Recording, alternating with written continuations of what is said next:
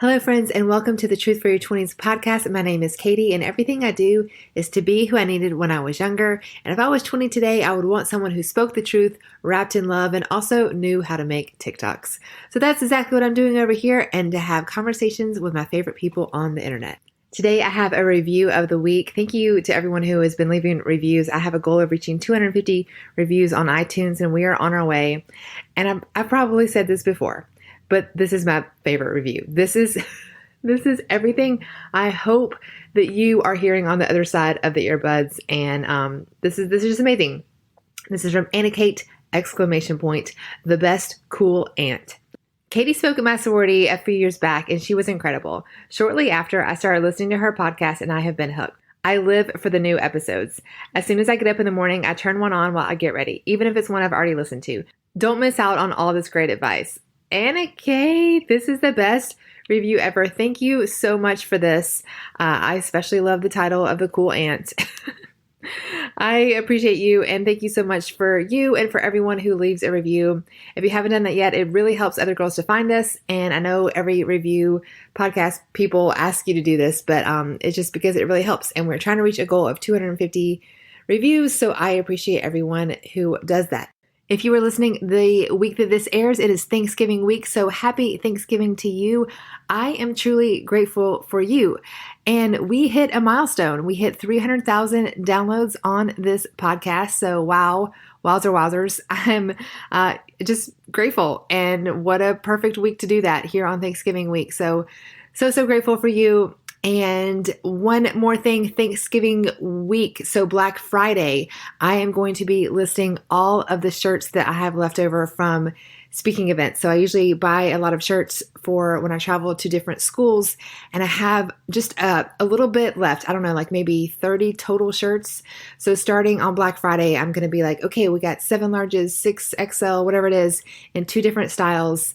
So starting Black Friday, every day until they're gone, I'm going to put that on my stories. So if we're not already Instagram friends, I would love to connect with you on Instagram at Katie Bulmer Life. I'm going to be sharing the t-shirts there, and my DMs are always open. Just a reminder, I'm not like, I feel weird to even remind you. Like, of course I check my DMs. Of course I respond to you. Like, yes, I want to be friends with you. I want to hang out with you. So Instagram is my best place to be in contact with me. And okay, today's episode is really good. I hope that you love it. Ryan George visited all 7 continents and both polar circles, searching for meaning and acceptance, contentment and recognition. And as he ran from pain, regret, and insecurity, he chased diverse adrenaline rushes and social media affirmation. Who can relate? But what he actually found was God with new definitions for words like success and adventure. And despite decades in the church, his faith became more real and alive as he was running away. So I find this so fascinating. Ryan, I cannot wait to unpack this some more. Welcome to the podcast. Hey, it's good to be here. Thanks for having me. Absolutely. Polar cap, first of all, I can't even imagine. Like, what in the world? Sounds cold. Tell me a little bit about your background, and then we're going to talk about your adventures. I'm a pastor's kid. I grew up in a pastor's home, went to Christian school as a little kid, and then my parents homeschooled me the rest of that time. Before I was homeschooled, I was bullied a lot.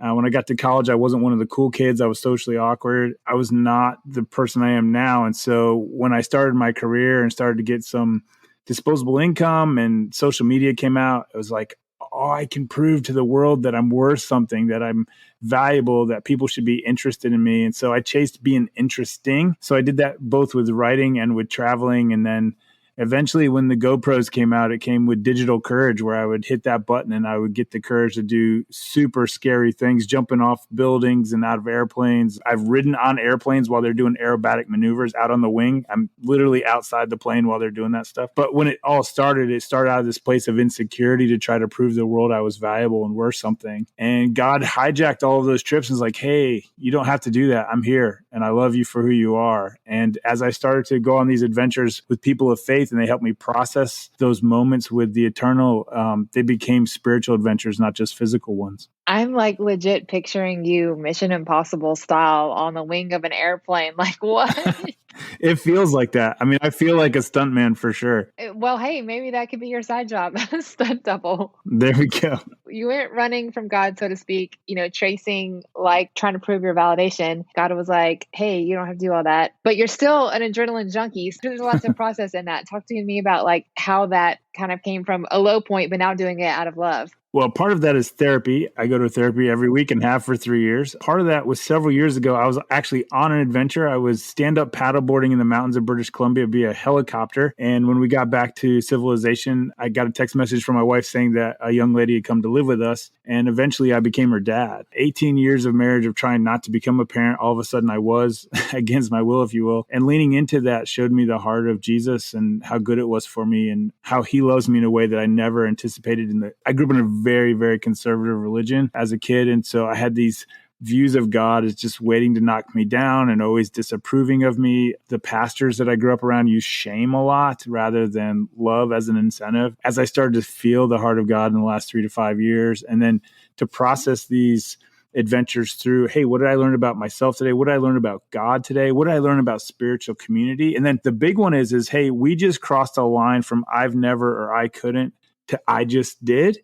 What's something back home that feels just as intimidating? Maybe it's relational, spiritual, vocational, whatever, educational, and go, okay, now we know that this line is arbitrary. So when we go home, what are you going to do to lean into that difficult thing? Yeah, I just began processing all of that. And like even the pandemic knocked my business down huge. And I just was like, God, what are you trying to teach me? And it was one of the richest years of my life, And so when we start to process those moments through the filter of faith and what we're learning about God, he's going to reveal himself. He says, those who seek will find, those who knock, he'll open, right? When we intentionally involve ourselves, whether that's physical adventures, relational adventures, financial, vocational, educational, whatever, through that filter of faith, of course, he's going to reward it and reveal himself. When you do these brave things and jumping out of an airplane or whatever it may be, that seems impossible. That seems crazy until it's done. There's so much to unpack there. Just thinking about little things that I've learned from exercise, like thinking I could never lift this or I could never do this yoga pose. And then you do it. We've all done this at some level. You've done it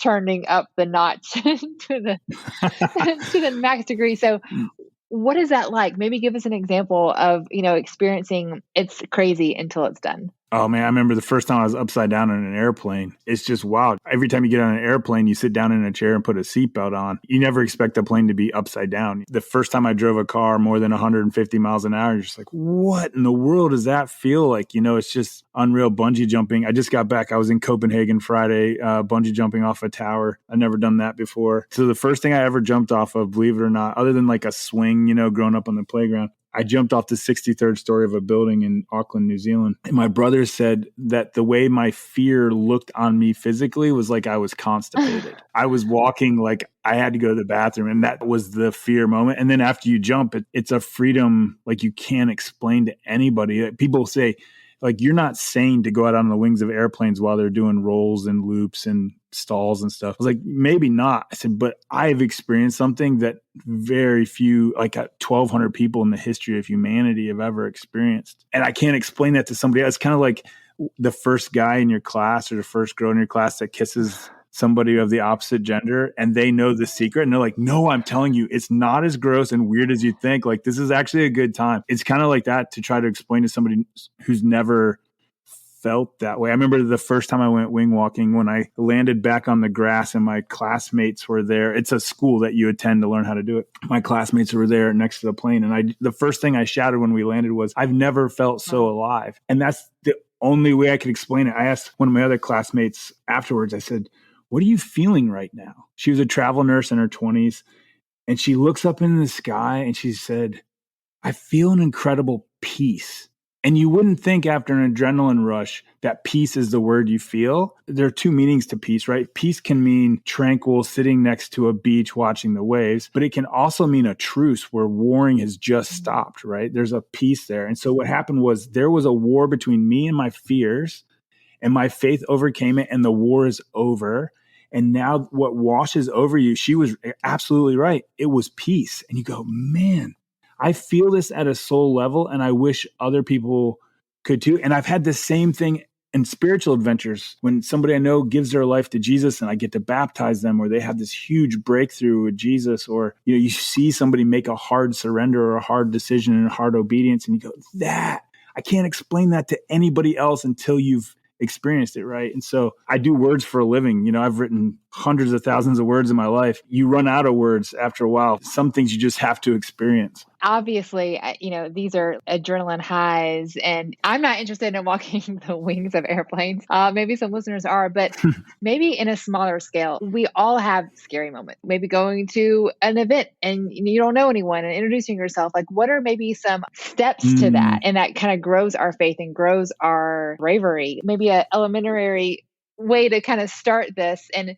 not that we all aspire to jump out of airplanes, but just a way to kind of exercise that faith. Yeah, that's what I tell people first is I said, I didn't write a book about how to conquer your fears to get other people to go out on the wings of planes. If they do, that's great. The number one feedback I've gotten since I wrote the book was you gave me courage to be vulnerable with another human. Sometimes that's it. Maybe it's confessing a sin. Maybe it's confessing a fear. Maybe it's inviting someone over for dinner who has a different politician sign in their yard. We all have a different thing in the back of our chest that we're like, oh, I don't know. I'm going to go introduce myself to that person, or I'm going to walk that person across the street. Or for me, I'm not great at counseling. Like I'll meet with guys. They ask me all the time. One of my friends recently survived infidelity and his wife left him and he's going through divorce. I've not walked that journey. He's like, hey, can we go to lunch? And it was so scary. Like I had to use the restroom before we talked, right? Because I was so nervous. For me, that was like jumping off a building. Now for my wife, that's her day job, right? Like that's not a fear for her. It's not something that scares her. One, I want to validate for people that you don't have to do whatever necessarily scares you. Like for instance, my brother is culinary bravery, way more braver than me. He's almost Anthony Bourdain. I'm chicken nuggets, pizza, hot dogs kind of guy. And he tries all these foods in all these different countries. It's okay that we're different, right? And it's okay that it's going to look different. But as far as the first step, the small step, it's the thing you know right now as I'm talking is in the back of your head going, oh, I need to answer that text I don't want to answer. Or I need to reply to that email, or I need to read that thing that I know is going to change my mind and I'm afraid to read it because I don't want to change my mind. It could be any number of things. Oh, that's so good. I think that you hit the nail on the head that all of us have that thing that, is brave that we're like, don't mention that, or whatever it is. Yeah. A few weeks ago, my wife, she goes, hey, did you text your daughter? My daughter was in college. She's home for summer now. She's like, did you text your daughter today? I was like, no, I've been so nervous. I don't know what to say to her today. And then like 2 hours later, she's like, did you text your daughter? I was like, no, I don't know what to say. She's like, just text your daughter. She's like, you can get out on the wings of an airplane. You can text your daughter. I was about to say, meanwhile, a few sentences back, you said, oh yeah, last weekend I was bungee jumping off of what? What was that? Oh, it's a tower in Copenhagen, Denmark. Yeah, we had a long layover. Yeah, no big deal, as one does.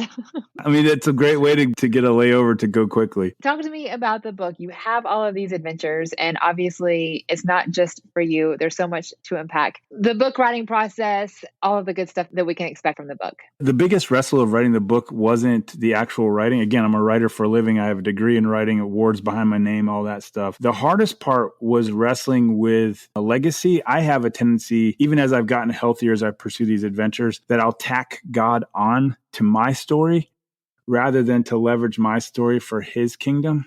And so what I didn't want the book to be, and nobody would have picked it up, was here's all the cool things I've done.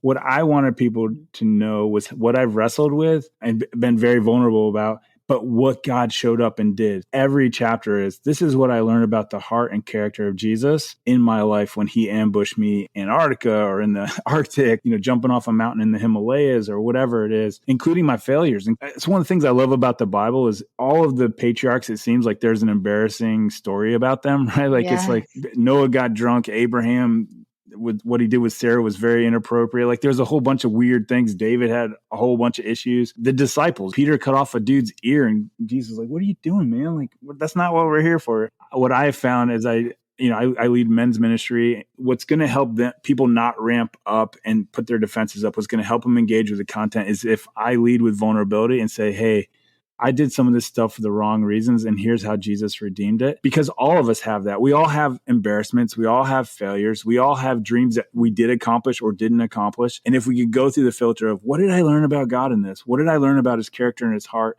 that will change how I live the rest of my life? I think that's what people are connecting with, especially on the audiobook, because you hear me cry while I'm trying to read this stuff. People really like to hear a grown man cry in an audiobook, I guess. Yeah, so that part was the biggest adventure, was pulling the curtain back of The Wizard of Oz and showing that I'm just a little guy like everybody else with a megaphone. I've done pretty well on social media with likes and clicks and whatever else, but that's not why we should be doing this stuff. I spend time talking about how we inoculate ourselves from comparison culture on the internet, because I mean, that's what it's built to do. Right. We celebrate other people and all the different ways that we invite Jesus into our journey. We have adventures then that don't need to be redeemed because he's working through the entire process.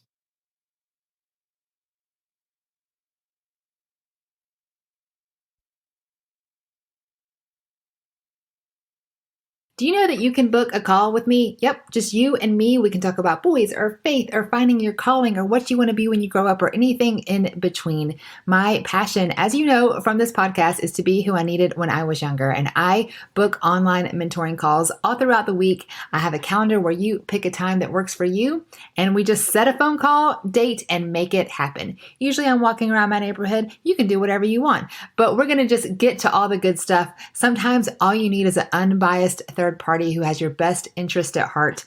I want to be your adopted mom, cool aunt, best friend, whatever you want to call me, but let's get real. Let's get honest. I would love to be your mentor. Check all the information at katiebulmer.life.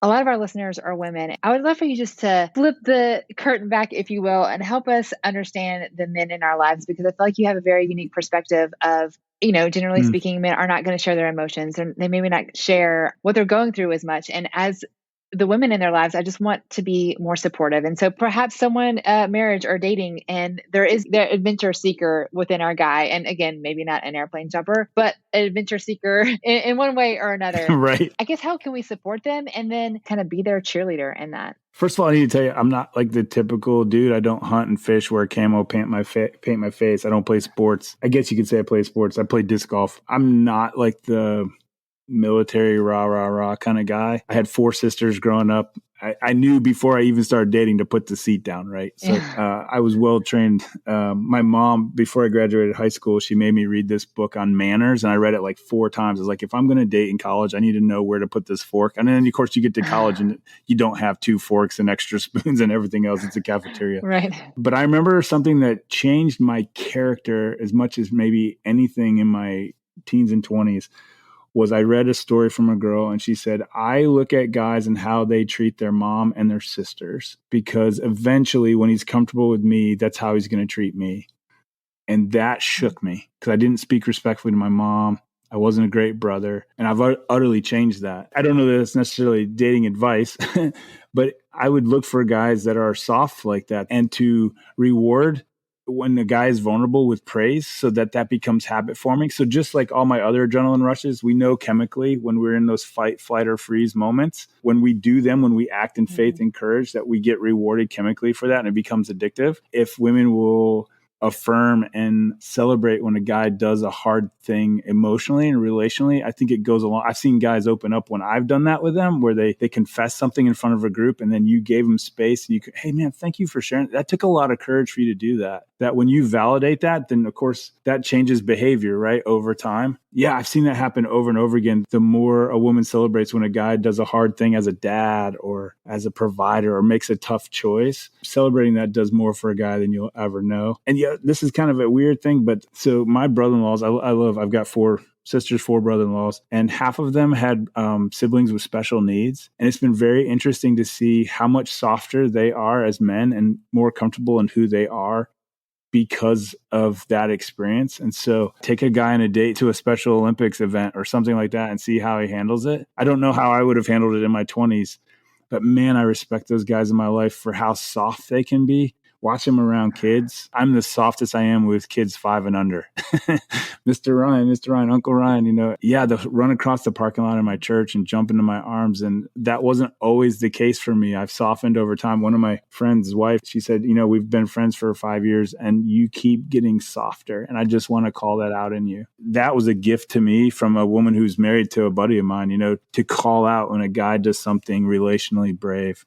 On paper, you brave doing all of these crazy adventure seeking things. We say, oh, well, that's super brave, but doing those emotional brave things too, like it's almost different categories. And positive reinforcement, what gets rewarded gets repeated. And as we can help encourage anyone in our lives, men or friends, but I see this in you. And guys express their insecurity different than Yeah. women do. I don't dare to be an expert on where women, how they battle, and that's your job. But I see a lot of guys who are afraid to fail. They're afraid to let their wives down, their friends down. And I've seen so many guys. One of my friends doesn't have a college education. Every time he prayed in our prayer circle, he would try to use big words and try to say so much. I just had to go to him like, man, you don't have anything to prove to us. We know you're smart. We look up to you. We look at how your daughter looks at you and how your son-in-law feels about you. Like, you got this. You have nothing to prove to us. And you can watch the shoulders relax, right? Yeah. This dude is 4 years older than me. It's not like just a youth thing. He's been waiting his whole life for someone to say, you don't have to go to college for us to think you're smart, or you don't have to have this kind of job or drive in this kind of car. It's been so fascinating to me as I've had several friends I've walked with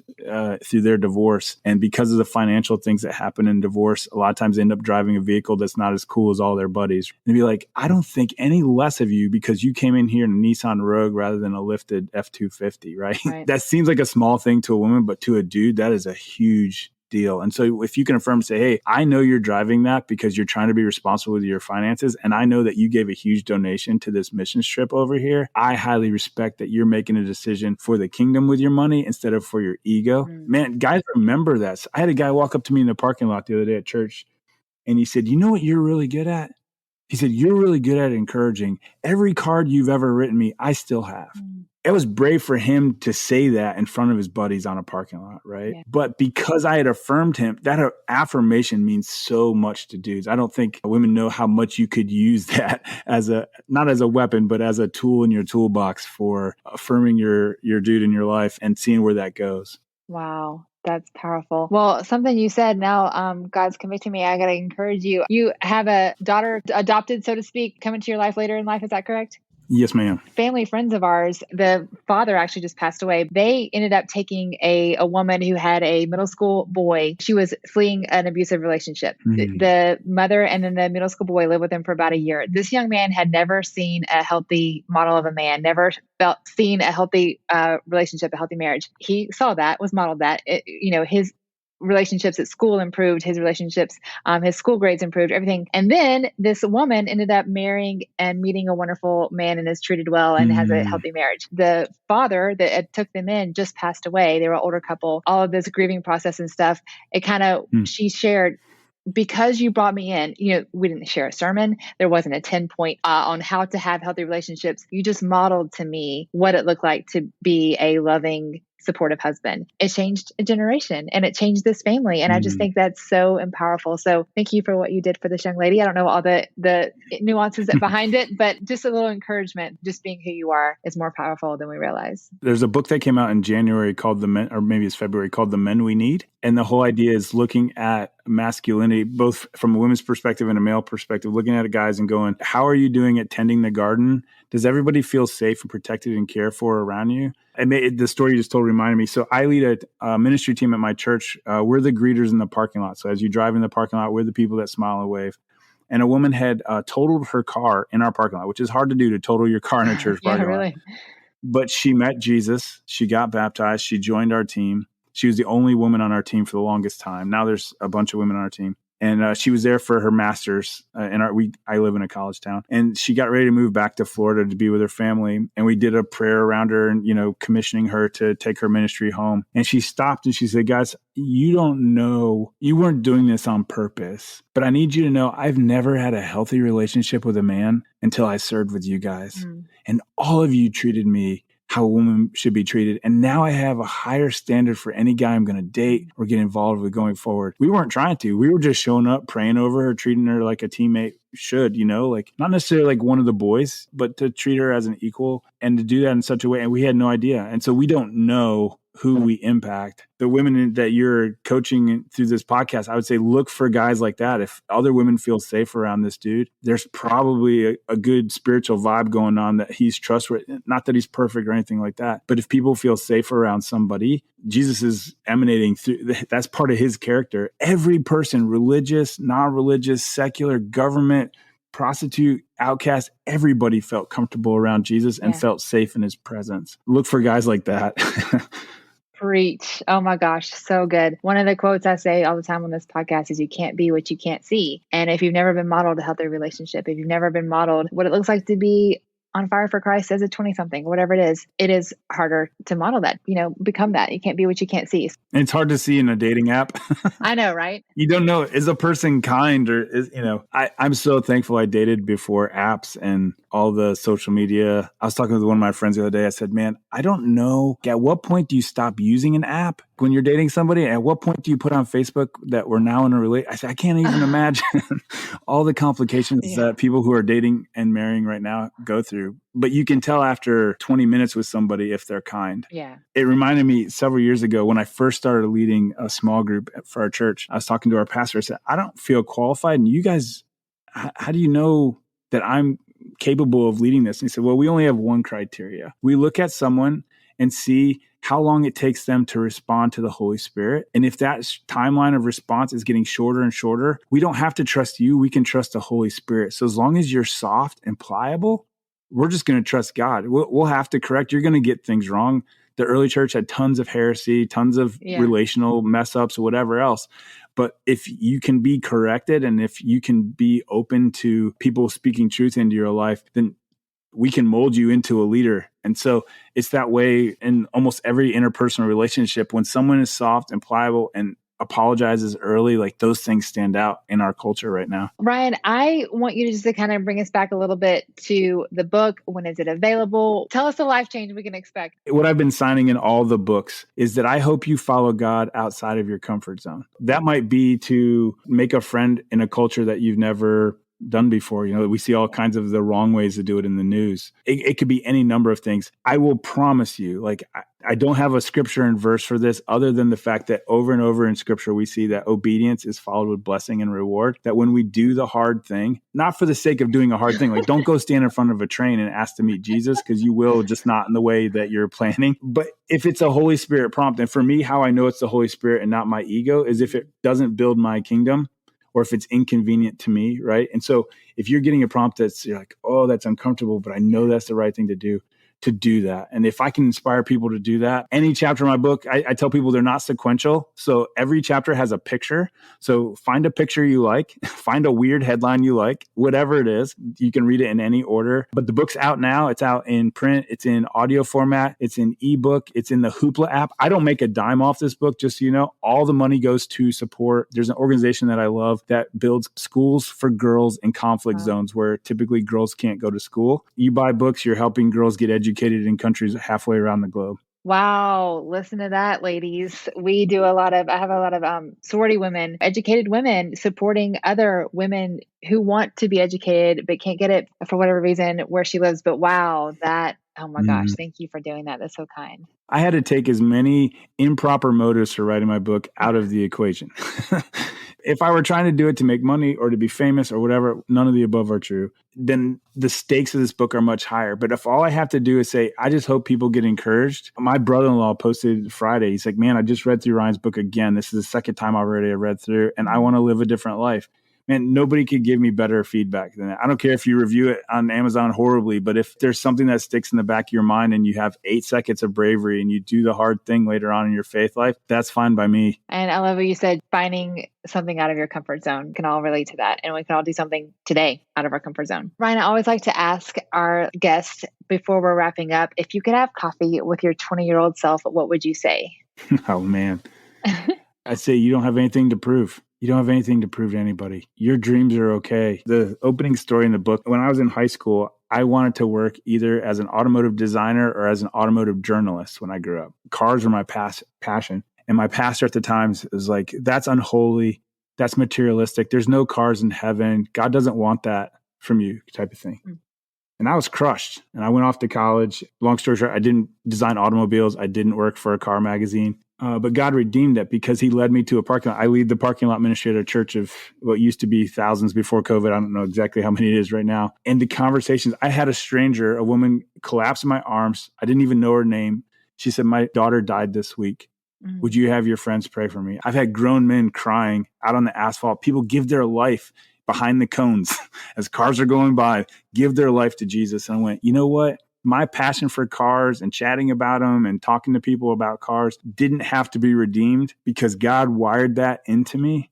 And the way he made me for adventure, for novelty, for searching for him all over the world. There's a verse in Proverbs, I think it's Proverbs, that says it's the pleasure of God to hide things. Like it's the arrogance or the pride of kings to find things, but it's the pleasure of God to hide things. And he's inviting me to go all over the world to find. This past week, I was in the Faroe Islands. And most people, when I tell people I was in the Faroe Islands, they go, where is that? So it's south of Iceland. It's north of Scotland. It's some of the most remote places you've ever seen in your life. And I went to find Jesus and I found him. Like, I was like, this is why I was drawn to come here. Anticipation to go, no, you're not broken. You're not wired wrong. The biggest thing in my life was porn, or the biggest thing in my life was fame, or the biggest thing in my life was riches. Yes, but adventure isn't unholy, and love isn't unholy, and acceptance isn't unholy. Nobody accepts us as much as Jesus. And so at 20 years old, if I could be like, dude, you're okay. Your wardrobe sucks. You get married. My wife has a ton of style. She's going to be great. You just wait 2 more years, stop wearing those ugly polo shirts and get you into some decent stuff. But yeah, to be, hey, you don't have to do anything to prove anything to Jesus, and you don't have to do anything to prove anything to anybody else. You're worthy of love. Last story here, but several months ago, I had something beautiful happen in a therapy room. I had an amazing thing happen in my career, and I couldn't tell anybody online because it looks like bragging, right? And I've struggled with pride and arrogance my whole life, and I didn't want to. And I remember I'm telling my therapist this story, and she looked at me and she said, Ryan, that's amazing. You're allowed to celebrate that.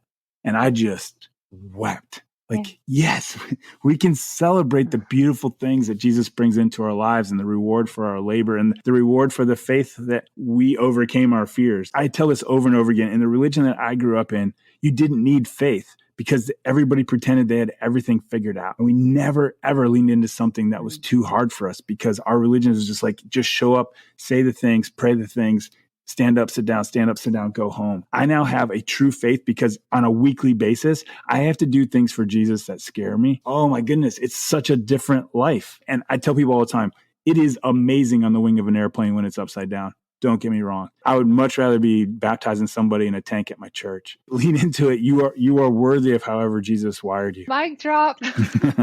I love it. I love that Jesus wired you for adventure. I just love the messy and creative and beautiful ways he's created us, and how we clumsily yet beautifully, the car thing, like how God can redeem your passion for cars in a parking lot and change lives. One little parking lot at a time. Right. So I think that it's beautiful, and I'm so thankful to connect with you and share this conversation with our listeners. Go get the book. Cool. Make sure we link it in the show notes and your social media and all that good stuff as well. Thanks so much, Ryan, for being here. Yeah, thanks for having me.